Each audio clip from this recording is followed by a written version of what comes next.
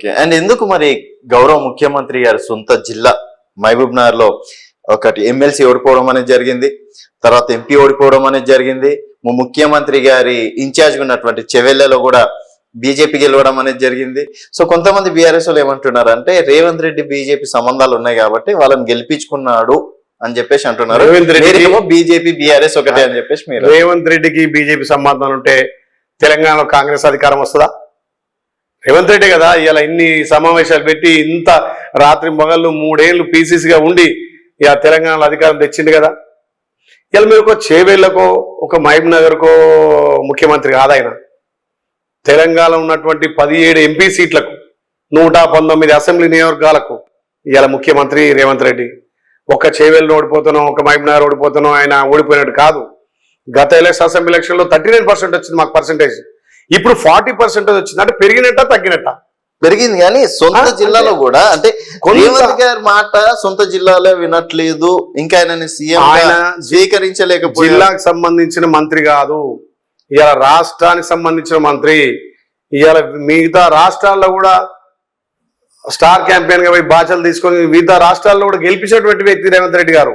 ఒక జిల్లా వ్యక్తి కాదు, ఒక కాన్స్టిట్యూన్స్ వ్యక్తి కాదు. ఆయన రాష్ట్ర నాయకుడు, రాష్ట్ర ముఖ్యమంత్రి, పిసిసి అధ్యక్షుడు. నేషనల్ లో కూడా రాహుల్ గాంధీ గారు మా గౌరవ ముఖ్యమంత్రిని స్టార్ క్యాంపెయిన్ గా 5-6 రాష్ట్రాలు తిప్పిండు. అక్కడ కూడా మంచి మెజార్టీ వచ్చింది. ఎక్కడైతే ప్రచారం చేసిండో అక్కడ వచ్చింది. ఎక్సెప్ట్ ఒక్క జిల్లా కోసం కాదు, కొన్ని కుట్రలు చేసి అక్కడ ఆయనను డ్యామేజ్ చేయాలని బీఆర్ఎస్ బీజేపీ ఆడిన కుట్ర తప్ప, భాగం తప్ప, ఆయన ఖచ్చితంగా నిలబడి గెలిపారంటే అన్ని ఉంటుండే కదా. ఈ రాష్ట్రం కాదు, ఇంకా 6 రాష్ట్రాలు తిరిగి గెలిపించిండు. ఆయన నేషనల్ నాయకుడు రేపు. ఓకే ఇలయ్య గారు, డెఫినెట్ గా మీరు ఇంతగానం చెప్తున్నారు మీ ముఖ్యమంత్రి గారి గురించి. నేను ఎప్పుడు నిజంగా మీ మాట నిజమైందని నేను ఎప్పుడు ఒప్పుకుంటాను అంటే కుర్వ సోదరులకి మంత్రి పదవి ఇస్తా అని చెప్పేసి ఆ రోజు ఆలేరు గడ్డ మీద నిలబడి చెప్పడం అనేది జరిగింది. సో డెఫినెట్ గా అది కనుక మీకు ఇస్తే డెఫినెట్ గా ఓకే బీసీలకు న్యాయం జరుగుతుంది. నాకు ఇచ్చింది కదా ప్రభుత్వం, ఇప్పటి క్యాబినెట్ ర్యాంకే కదా. మంత్రి పదవికి ఆలోచన చేస్తాడు గౌరవ ముఖ్యమంత్రి, ఆయనకుంటది. ఆయన నిజమైందండి అని చెప్పేసి ఆ రోజు. ఇప్పుడు నేను ఒకటేసారి మంత్రిగా అయిన రోజు నేను మళ్ళీ మిమ్మల్ని కావచ్చు ముఖ్యమంత్రి ఆలోచన చేస్తుండొచ్చు. ఎందుకు అనుకుంటాం?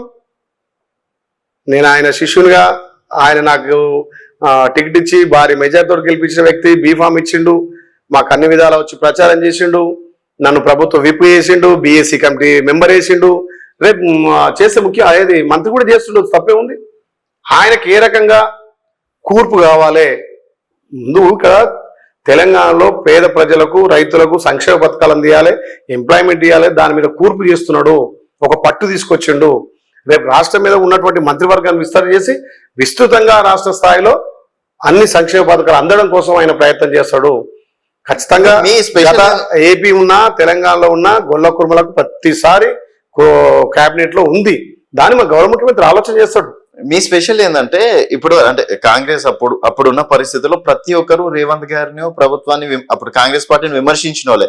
బట్ మీరు ఒక్కరు మాత్రం మీ పని మీరు చేసుకుంటూ వెళ్ళిపోయారు. కానీ అటు వర్గపూర్లో ఎక్కడ కూడా వర్గాలలో లేరు, ఎక్కడ కూడా లేరు. ఎప్పుడైనా కాంగ్రెస్ కార్యకర్తనే చెప్పుకున్నటువంటి. నేను గత 30 సంవత్సరాలుగా మా ఆలయ నియోజకంలో మాకు విభేదాలు లేవు.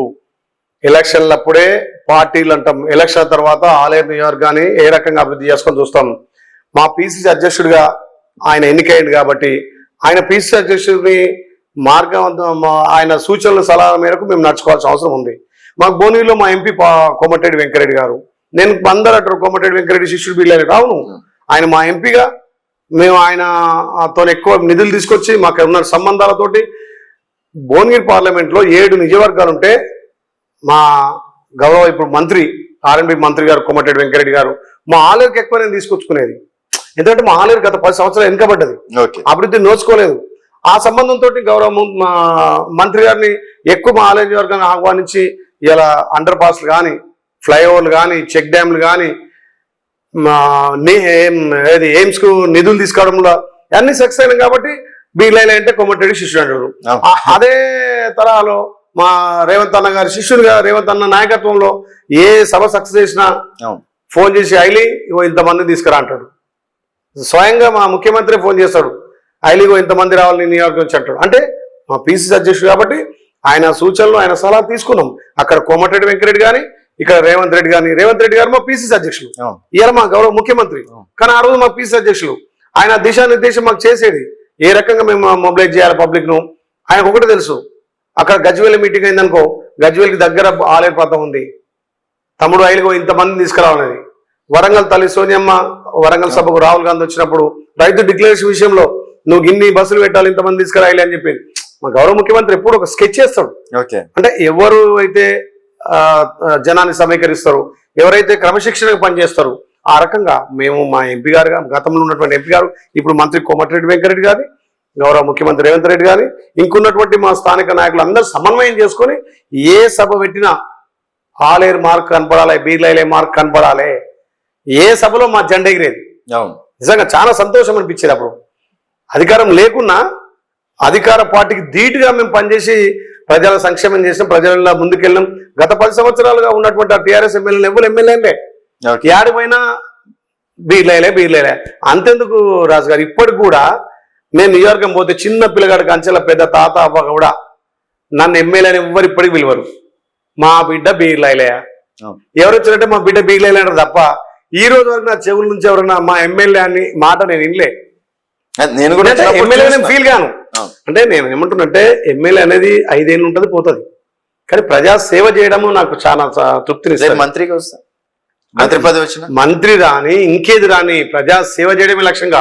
కాకపోతే మంత్రి వస్తే ఇంకొంచెం యాక్సెస్ పెరుగుతాయి, ఇంకొంచెం ప్రజలు ఇంకా తెలంగాణ రాష్ట్రం మొత్తం తిరిగి అవసరమైతే మా గొల్లకుర్మ కమిటీ కానీ మా బీసీలందరినీ కానీ ఇంకా ఎంకరేజ్ చేసి కాంగ్రెస్ పార్టీకి ఇంకా తోడుగా మన కాంగ్రెస్ పార్టీని బలోపేతం చేసి రేపు స్థానిక సంస్థలు తెలంగాణ మొత్తంలో సర్పంచ్ ఎంపీసీ జెడ్పీ చైర్మన్ల వరకు కూడా గెలిపించుకోవడానికి ఇంకొక అవకాశం ఉంటుంది.